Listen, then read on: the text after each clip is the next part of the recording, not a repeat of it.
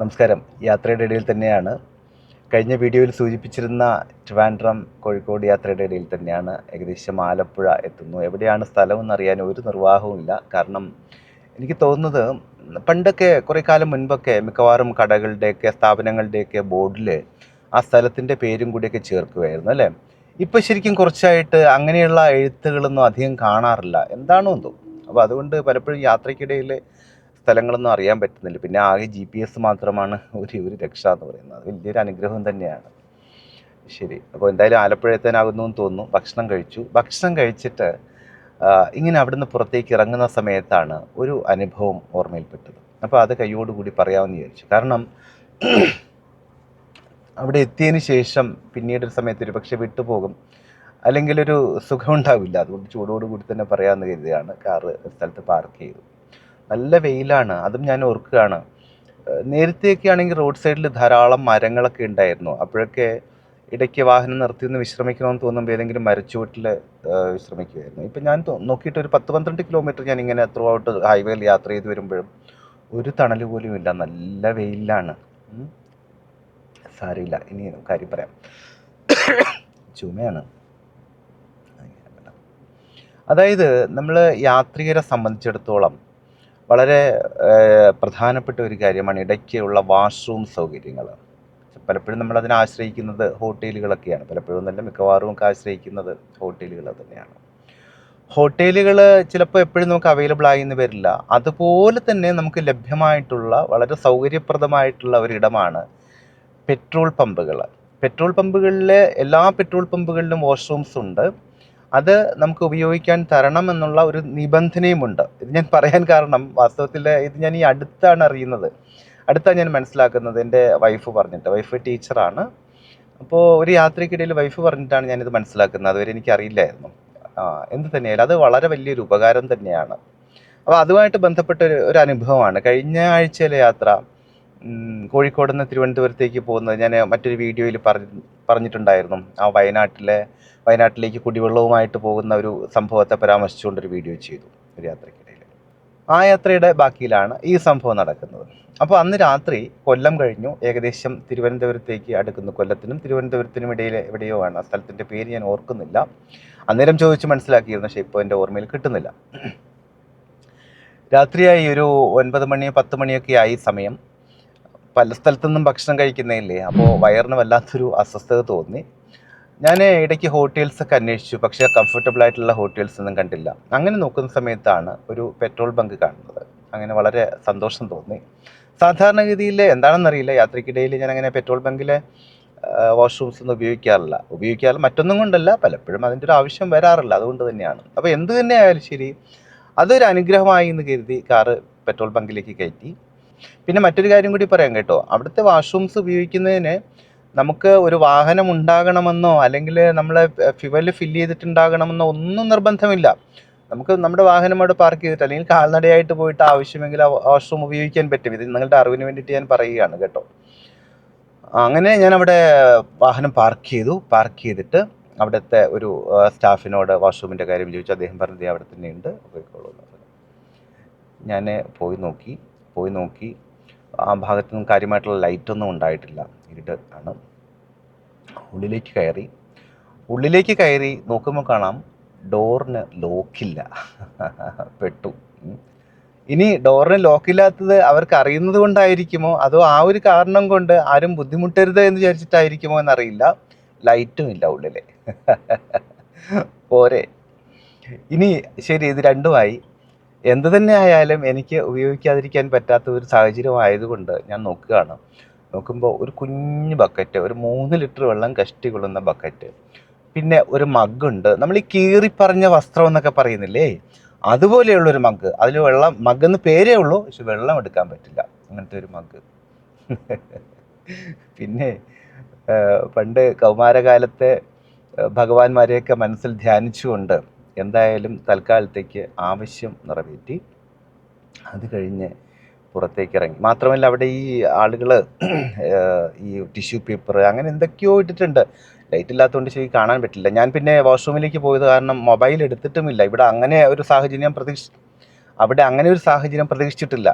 ഒരു ലൈറ്റിൻ്റെ ആവശ്യം വരുമെന്ന് കരുതിയിട്ടില്ല. എന്തിനായാലും മൊബൈൽ എടുത്തിട്ടില്ല, അപ്പോൾ അതൊന്നും കാണാൻ പറ്റിയില്ല എന്തൊക്കെയാണെന്ന്. അങ്ങനെ അവിടുന്ന് പുറത്തേക്ക് ഇറങ്ങി. വലിയ ആശ്വാസമൊക്കെ തോന്നി.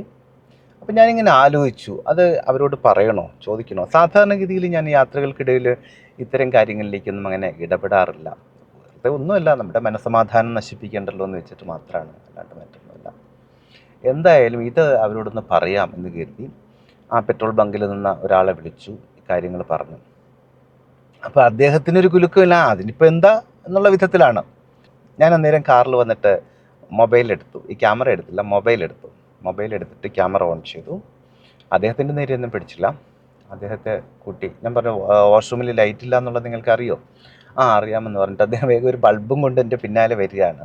പക്ഷെ അതിൽ വലിയ കൂസലൊന്നുമില്ല. ഞാൻ കരുതി വേഗം അദ്ദേഹം പോയിട്ട് ബൾബ് കണക്ട് ചെയ്യാനുള്ള പരിപാടിയായിരിക്കും എന്ന് കരുതി. പക്ഷെ അതിനൊന്നുമില്ല. സമാധാനത്തിൽ എന്താ വെച്ചാൽ ആയിക്കോളൂ എന്നുള്ള വിധത്തിലാണ്. വാഷ്റൂമിൽ പോയി അവിടെ മുന്നിൽ തന്നെ പ്രധാനമന്ത്രിൻ്റെ ഫോട്ടോസൊക്കെ വെച്ചിട്ട് കൃത്യമായിട്ട് നിയമങ്ങളൊക്കെ എഴുതി വെച്ചിട്ടുണ്ട്. നിയമങ്ങൾ എഴുതി വെച്ചിട്ടുള്ളത് മാത്രമല്ല, ഇതെല്ലാം കൃത്യമായിട്ട് പാലിക്കുന്നുണ്ട്. അതായത് വാഷ്റൂമിലെ പ്രകാശമുണ്ടായിരിക്കണം, അതുപോലെ വൃത്തിയുണ്ടായിരിക്കണം, വെള്ളമുണ്ടായിരിക്കണം, ഇങ്ങനെയൊക്കെയുള്ള ആവശ്യത്തിനുള്ള പാത്രങ്ങൾ ഉണ്ടായിരിക്കണം, ഇങ്ങനെയൊക്കെയുള്ള ചില നിബന്ധനകൾ അവിടെ എഴുതി വെച്ചിട്ടുണ്ട്. ഇതില്ല എങ്കിൽ നിങ്ങൾക്ക് റിപ്പോർട്ട് ചെയ്യാം എന്നെല്ലാം എഴുതി വെച്ചിട്ടുണ്ട്, വൃത്തിയായിട്ട് തന്നെ എഴുതി വെച്ചിട്ടുണ്ട്. ഞാൻ എന്തായാലും ഇദ്ദേഹത്തെ ഇത് കാണിച്ചു കൊടുത്തു. ആ എഴുതി വെച്ചിരിക്കുന്നതിന് നല്ല ക്ലാരിറ്റി ഉണ്ടായിരുന്നു കേട്ടോ, അതിനൊരു കുറവും സംഭവിച്ചിട്ടില്ല. ഉള്ളിലുള്ള വൃത്തി കുറവ് ഇവിടെ പരിഹരിച്ചിട്ടുണ്ട്. ഞാൻ ഈ സ്റ്റാഫിന് അതെല്ലാം കാണിച്ചു കൊടുത്തു. ഇതെല്ലാം നിങ്ങൾക്ക് അറിയാമോ, നിങ്ങളത് ചെയ്തിട്ടില്ലല്ലോ എന്ന് പറഞ്ഞു. അപ്പോൾ അദ്ദേഹത്തിന് വലിയ കൂസലൊന്നുമില്ല, ചെയ്യാം. ഞാൻ അദ്ദേഹത്തോട് ചോദിച്ചു, ഞാനിത് റിപ്പോർട്ട് ചെയ്യട്ടെ എന്ന് ചോദിച്ചു. റിപ്പോർട്ട് ചെയ്തു പറഞ്ഞു. എന്തായാലും ഞാനിതിൻ്റെ എല്ലാം വീഡിയോസൊക്കെ എടുത്തു. ലൈറ്റ് കത്താത്തതിൻ്റെയും ലോക്കില്ലാത്തതിൻ്റെയും വൃത്തിയില്ലാത്തതിൻ്റെയും പാത്രമില്ലാത്തതിൻ്റെ എല്ലാം വീഡിയോസൊക്കെ എടുത്തു. പക്ഷെ എനിക്ക് ഒന്നുകൂടി തോന്നിയത്, എന്ത് തന്നെയായാലും ഒരു ആപത്ഘട്ടത്തിൽ, ഒരു പ്രതിസന്ധിയിൽ ഞാൻ ഉപയോഗിച്ചതാണ്. അതിൻ്റെ ഒരു ഗ്രാറ്റിറ്റ്യൂഡ് ഞാൻ കാണിക്കണമല്ലോ. അപ്പോൾ അതുകൊണ്ട് ഞാൻ ഈ സ്റ്റാഫ് എന്ന് പറഞ്ഞാൽ ചിലപ്പോൾ താൽക്കാലിക സ്റ്റാഫായിരിക്കാം, എനിക്കറിയില്ല. അവരൊക്കെ ആ സ്ഥാപനത്തിനോട് എത്രമാത്രം ഒരു പ്രതിബദ്ധതയുണ്ട് എന്നറിയില്ല. അപ്പോൾ അതുകൊണ്ട് മാനേജറുടെ നമ്പർ തരാൻ പറഞ്ഞു. അങ്ങനെ അദ്ദേഹം മാനേജറുടെ നമ്പർ എടുത്തു തന്നു. മാനേജറെ വിളിച്ചു, കാര്യങ്ങളെല്ലാം പറഞ്ഞു. അപ്പോൾ കാര്യങ്ങളൊക്കെ പറഞ്ഞപ്പോൾ അദ്ദേഹം വളരെ ഉത്തരവാദിത്തപ്പെട്ടൊരു മനുഷ്യനാണെന്ന് തോന്നുന്നു. അദ്ദേഹം പറഞ്ഞു, ഇതെല്ലാം അവിടെ ഉണ്ടായിരുന്നു, വെള്ളമുണ്ടായിരുന്നു, അല്ലെങ്കിൽ വെളിച്ചമുണ്ടായിരുന്നു, ലൈറ്റ് ഉണ്ടായിരുന്നു, പാത്രം ഉണ്ടായിരുന്നു എന്നോ. ഞാൻ പറഞ്ഞു, നോ, ഉണ്ടായിരുന്നു എന്നുള്ളതല്ല ഞാൻ പറയുന്നത്, ഇപ്പോൾ ഇല്ല. അപ്പോൾ നിങ്ങൾ അത് റെഡിയാക്കണം. ശരി, ഞാൻ ചെയ്യാമെന്ന് പറഞ്ഞു. ഞാൻ പറഞ്ഞൊരു കാര്യം ചെയ്യൂ, നിങ്ങളത് ചെയ്തിട്ട് എനിക്കതിൻ്റെ ഫോട്ടോസോ വീഡിയോസോ ഒന്ന് അയച്ചു തരൂ. കിട്ടിയിട്ടില്ലെങ്കിൽ നമുക്ക് നെക്സ്റ്റ് ലെവലിൽ നോക്കാം, എന്താണ് വേണ്ടത് എന്ന് കൃത്യമായിട്ട് അറിയാം. ഞാൻ അതിലേക്കൊന്നും പോകാത്തത് ഞാൻ ഇവിടെ ഉപയോഗിച്ചത് കൊണ്ട് മാത്രമാണ്, അതിൻ്റെ ഒരു നന്ദി സൂചകമായിട്ട് മാത്രമാണ് പറഞ്ഞു അവസാനിപ്പിച്ചു. എന്തായാലും വളരെ നല്ലൊരു ഉത്തരവാദിത്തപ്പെട്ട മനുഷ്യനായിരുന്നു അദ്ദേഹം. അടുത്ത ദിവസം ഉച്ചയോടുകൂടി തന്നെ അതെല്ലാം ശരിയാക്കിയിട്ട് അതിൻ്റെ ഫോട്ടോസും വീഡിയോസും എല്ലാം മൊബൈലിലേക്ക് അയച്ചു. ഞാൻ അദ്ദേഹത്തെ അപ്രിഷ്യേറ്റ് ചെയ്തു. എന്തായാലും ഞാനിത് പറയാൻ കാരണം 2 കാര്യങ്ങൾ കൊണ്ടാണ്. ഒന്ന്, ഇങ്ങനെ ഒരു സൗകര്യം എല്ലായിടത്തും ഉണ്ട് എന്ന് അറിയിക്കാൻ വേണ്ടി. രണ്ടാമത്തേത്, ഇതുപോലെയുള്ള ശ്രദ്ധക്കുറവുകൾ കണ്ടാൽ, വൃത്തിയില്ലായ്മകൾ കണ്ടാൽ നമുക്ക് കൃത്യമായിട്ട് അത് പരാതിപ്പെടാം. അതായത് ഇതൊക്കെ അവരുടെ ഔദാര്യമല്ല, പെട്രോൾ ബങ്കുകാരുടെ ഔദാര്യമല്ല ഇത്, മറിച്ച് നമ്മളുടെ ഓരോരുത്തരുടെയും അവകാശമാണ്. അവർക്ക് പെട്രോൾ പമ്പിന് ലൈസൻസ് കൊടുക്കുന്ന സമയത്ത് ഈ നിബന്ധനകളെല്ലാം പറഞ്ഞിട്ടാണ് അവർക്ക് ലൈസൻസ് കൊടുക്കുന്നത്. മാത്രമല്ല, നമ്മൾ ഫ്യൂവൽ അടിക്കുമ്പോൾ അതിൻ്റെ ഒരു ചെറിയ ശതമാനം, ഓരോ ലിറ്റർ നമ്മൾ ഫ്യൂവൽ അടിക്കുമ്പോൾ അതിൻ്റെ ഒരു ചെറിയ ശതമാനം ഇത്തരം ചിലവുകൾക്കായിട്ട് വകയിരുത്തുന്നുമുണ്ട്. അത് നമ്മുടെ അവകാശമാണ്. അത് കിട്ടിയില്ല എങ്കിൽ അതാത് പെട്രോൾ ബങ്കുകളുടെ ഹെഡ് ഓഫീസ് ഉണ്ട്, അതിൻ്റെ ടോൾ ഫ്രീ ഉണ്ട്, അതൊക്കെ നമ്മൾ ഗൂഗിൾ ചെയ്താൽ കിട്ടും. സെർവോ ആണെങ്കിൽ അത്, ഇന്ത്യൻ ഓയിൽ ആണെങ്കിൽ അത്, ഭാരത് പെട്രോളിയം ആണെങ്കിൽ അത്, അതിലെല്ലാം കിട്ടും. ഇനി അതല്ല എങ്കിൽ ചിലപ്പോൾ ഇതുപോലെയുള്ള ബോർഡുകൾ മിക്കവാറും എല്ലായിടത്തും ഉണ്ടാകണമെന്നുള്ളതാണ്. അതിൽ നമുക്ക് പരാതിപ്പെടാനുള്ള അതോറിറ്റി നമ്പർ, അവരുടെ മെയിൽ ID ഇതെല്ലാം ഉണ്ടാകും. അതിൽ നമുക്ക് പരാതിപ്പെടുകയും ചെയ്യാം. ഇനി അതുപോലെ നമ്മുടെ അവകാശങ്ങൾ നമ്മൾ ഉപയോഗിക്കുന്നത് പോലെ തന്നെ പ്രധാനപ്പെട്ട ഒന്നാണ് നമ്മുടെ കടമകളും കർത്തവ്യങ്ങളും നമ്മൾ നിറവേറ്റുക എന്നുള്ളത്. അതായത് പല വാഷ്റൂമുകളിലും ശ്രദ്ധിച്ചിട്ടുണ്ട്, അവിടെ വേസ്റ്റ് ബിൻ എല്ലാം വെച്ചിട്ടുണ്ടാകും. പക്ഷെ പലരും അത് ഉപയോഗിക്കാതെ ടിഷ്യൂ പേപ്പറും അതുപോലെ സാനിറ്ററി പാഡ്സും എല്ലാം നിലത്തിട്ടേക്കുക, അല്ലെങ്കിൽ വെള്ളം ഒലിച്ചു പോകാനുള്ള വേസ്റ്റ് വാട്ടർ ഒലിച്ചു പോകാനുള്ള സ്ഥലമില്ലേ, ഒരു ഫിൽറ്ററൊക്കെ വരുന്നത്, അവിടെ ഇങ്ങനെ ഇട്ടേക്കുക. അല്ലെങ്കിൽ ചിലത് അത് ക്ലോസറ്റിൻ്റെ ഉള്ളിൽ തന്നെ ഇട്ടിട്ട് വേണ്ട വിധത്തിൽ ഫ്ലഷ് ചെയ്യാതിരിക്കുക, അല്ലെങ്കിൽ വാഷ്റൂം ഉപയോഗിച്ചിട്ട് വേണ്ട വിധത്തിൽ ഫ്ലഷ് ചെയ്യാതിരിക്കുക. ഇതൊക്കെ ശരിക്കും നമ്മുടെ ഭാഗത്ത്, നമ്മളെ ഓരോരുത്തരും ഒരു പൗരൻ എന്നുള്ള വിധത്തിൽ നമ്മുടെ ഓരോരുത്തരുടെയും ഭാഗത്തു നിന്നുണ്ടാവേണ്ട ഒരു നമ്മുടെ കടമയും കർത്തവ്യവും തന്നെയാണ് അതൊക്കെ ചെയ്യാൻ. പലപ്പോഴും പലരും പറയാറുണ്ട് വിദേശ രാജ്യങ്ങളെക്കുറിച്ചും അവിടുത്തെ വൃത്തിയെക്കുറിച്ചും അവിടുത്തെ സൗകര്യങ്ങളെക്കുറിച്ചുമെല്ലാം. അപ്പോൾ അത്രയും വൃത്തിയിൽ അവിടെ നിലനിൽക്കുന്നുണ്ട് എങ്കിൽ ഗവൺമെൻറ്റിനോടൊപ്പം തന്നെ, ഭരണകൂടത്തോടൊപ്പം തന്നെ ഓരോ പൗരനും അത് കൃത്യമായിട്ട് ചെയ്യുന്നുമുണ്ട്. അതുകൊണ്ടാണ് അതവർക്ക് മെയിൻറ്റെയിൻ ചെയ്ത് പോകാൻ സാധിക്കുന്നത്. അത് നമ്മുടെ ഓരോരുത്തരുടെയും ഭാഗത്ത് നിന്ന് തീർച്ചയായിട്ടും ഉണ്ടാകണം. ഇതൊരു പൊതുവിടമാണ്, ഇതെൻ്റെ അവകാശം എന്നുള്ളത് പോലെ തന്നെ എനിക്ക് ചില ഉത്തരവാദിത്തങ്ങളുണ്ട്. ഇതുകൂടി നമ്മൾ മനസ്സിലാക്കേണ്ടതുണ്ട് എന്ന് തോന്നുന്നു. ഇടയ്ക്ക് ശ്രീ സന്തോഷ് ജോർജ് കുളങ്ങര സാറിൻ്റെ ഒരു വീഡിയോ കണ്ടിരുന്നു. അദ്ദേഹം ഏതോ രാജ്യത്തെ ഒരു കാട്ടിലൂടെ യാത്ര ചെയ്യുന്ന സമയത്ത് അദ്ദേഹവും ഡ്രൈവർ മാത്രം, അവിടുത്തെ ആ നാട്ടിലെ ഡ്രൈവർ മാത്രം യാത്ര ചെയ്യുന്ന സമയത്ത് ഡ്രൈവർ ഒരു സ്ഥലത്ത് വാഹനം നിർത്തിയിട്ട് പറഞ്ഞു അത്രേ, ഞാൻ ഒരു നിയമവിരുദ്ധമായിട്ടുള്ളൊരു പ്രവർത്തനം നടത്താൻ പോവുകയാണ് എന്ന് പറഞ്ഞു. അപ്പോൾ സന്തോഷ് സാർ ഇങ്ങനെ നോക്കുകയാണ്, എന്താണ് ഈ നിയമവിരുദ്ധമായിട്ടുള്ള പ്രവർത്തനം. അപ്പോൾ ഈ ഡ്രൈവർ വാഹനം അവിടെ നിർത്തി, വാഹനം ഓഫ് ചെയ്തില്ല അത്രേ, ഡോർ അടച്ചിട്ട് വേഗം പോയിട്ട് റോഡിൻ്റെ അപ്പുറത്തെ ഒരു ഭാഗത്ത് ഒരു പ്ലാസ്റ്റിക് ബോട്ടിൽ, അതായത് ഡ്രിങ്കിങ് വാട്ടറിൻ്റെ ഒരു എംടി ബോട്ടിൽ ആരോ ഉപേക്ഷിച്ച് പോയത് അദ്ദേഹം എടുത്ത് വാഹനത്തിൻ്റെ ഉള്ളിൽ കൊണ്ടുവച്ചു. എന്നിട്ട് പറഞ്ഞു അത്ര, ഇവിടെ ശരിക്കും പ്ലാസ്റ്റിക് വേസ്റ്റ് ഒന്നും ഇടാൻ പാടില്ലായിരുന്നു, പക്ഷെ ആരോ ഇട്ടുപോയതാണ്. സന്തോഷ് സാറും കൃത്യമായിട്ട് പറയുന്നുണ്ട്, അത്രയും ദൂരം യാത്ര ചെയ്യുന്നതിനിടയിൽ കാട്ടിൽ ആരും ഒരു പ്ലാസ്റ്റിക്കോ വേസ്റ്റോ ഒന്നും ഉപേക്ഷിച്ചില്ല, ആദ്യമായിട്ട് കണ്ടിരിക്കുന്ന ഇതാണ്. അപ്പോൾ ഡ്രൈവറോട് ചോദിക്കുകയാണ്, ഇതിലെന്താണ് നിയമവിരുദ്ധമായിട്ടുള്ള പ്രവർത്തനം താങ്കൾ ചെയ്തത് എന്ന്. അപ്പോൾ ഡ്രൈവർ പറയുകയാണ്, നിയമവിരുദ്ധമായിട്ടുള്ള പ്രവർത്തനം ഡ്രൈവർ ചെയ്തിരിക്കുന്നത് അവിടെ വാഹനം നിർത്താനോ ഇറങ്ങാനോ പാടില്ല. അപ്പോൾ അവിടെ വാഹനം നിർത്തി ഇറങ്ങി, അതാണ് ഡ്രൈവർ ചെയ്തിരിക്കുന്ന നിയമവിരുദ്ധമായിട്ടുള്ള കാര്യം. പക്ഷെ അദ്ദേഹത്തിൻ്റെ പൗരബോധം ഒന്ന് നോക്കൂ, എത്ര പേര് ചെയ്യും നമ്മുടെ ഒരു യാത്രക്കിടയിൽ ഇതുപോലെ.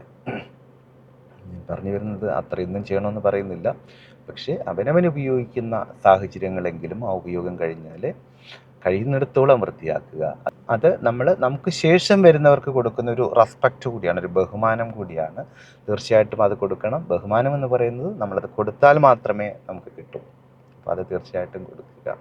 പിന്നെ ഒരു കാര്യം കൂടി, ഞാൻ കഴിഞ്ഞ വീഡിയോയിൽ ചോദിച്ചിരുന്നു, ഇതുപോലെ കാഷ്വലായിട്ടുള്ള വീഡിയോകൾ നിങ്ങൾക്ക് ഇഷ്ടമാണോ? അതായത് പ്രത്യേകിച്ച് മുന്നൊരുക്കങ്ങളോ തയ്യാറെടുപ്പുകളോ ഒന്നുമില്ലാതെ യാത്രകൾക്കിടയിലോ മറ്റ് സാഹചര്യങ്ങൾക്കിടയിലോ ഒക്കെ എടുക്കുന്ന വീഡിയോകൾ. ഇതിപ്പോൾ ഞാൻ വാഹനം ഒന്ന് പാർക്ക് ചെയ്തിട്ടെടുക്കുക, കാരണം കഴിഞ്ഞ വീഡിയോയിൽ ഡ്രൈവിനിടയിൽ എടുത്തതായിരുന്നു. അത് റോഡിൽ ഇതും ഹൈവേ തന്നെയാണ്, പക്ഷേ വലിയ കണ്ടോ അത്ര വീതിയൊന്നുമില്ല, പണി നടക്കുന്നതേ ഉള്ളൂ. അപ്പോൾ അതുകൊണ്ട് ഡ്രൈവിനിടയിൽ എടുക്കുന്ന അത്ര സുഖമല്ലാന്ന് തോന്നി. അപ്പോൾ അതുകൊണ്ട് ഒന്ന് വാഹനം നിർത്തിയിട്ട് സേഫായിട്ട് എടുത്തിരിക്കുന്നതാണ്. റോഡ് പണിയൊക്കെ എല്ലായിടത്തും നടക്കുന്നുണ്ട്. അപ്പോൾ ഇതുപോലെയുള്ള വീഡിയോകൾ ഇഷ്ടപ്പെടുന്നുണ്ടെങ്കിൽ അത് പറയുക. എന്ത് തന്നെയായാലും ശരി, ഈ വിഷയം നിങ്ങൾക്ക് ഇഷ്ടമായിട്ടുണ്ടെങ്കിൽ ഒന്ന് ലൈക്ക് ചെയ്തേക്കുക. പിന്നെ ഇതുപോലെയുള്ള ഉപകാരപ്രദമായിട്ടുള്ള വിഷയങ്ങൾ നിങ്ങൾക്ക് അറിയാമെങ്കിൽ അതൊന്ന് കമൻറ്റ് ചെയ്തേക്കൂ. ഇതുപോലുള്ള വിഷയങ്ങൾ തുടർന്നും കിട്ടാൻ വേണ്ടിയിട്ട് ചാനൽ ഒന്ന് സബ്സ്ക്രൈബ് ചെയ്തേക്കുക. നോട്ടിഫിക്കേഷൻസ് കൃത്യമായി ലഭിക്കാൻ വേണ്ടി ബെല്ലൈക്കൺ കൂടി ഒന്ന് പുഷ് ചെയ്തേക്കുക. അപ്പോൾ മറ്റൊരു വിഷയത്തിലൂടെ വീണ്ടും കണ്ടുമുട്ടാവുന്ന ശുഭപ്രതീക്ഷയോടുകൂടി തൽക്കാലം ഇവിടെ പറഞ്ഞു പിരിയുന്നു.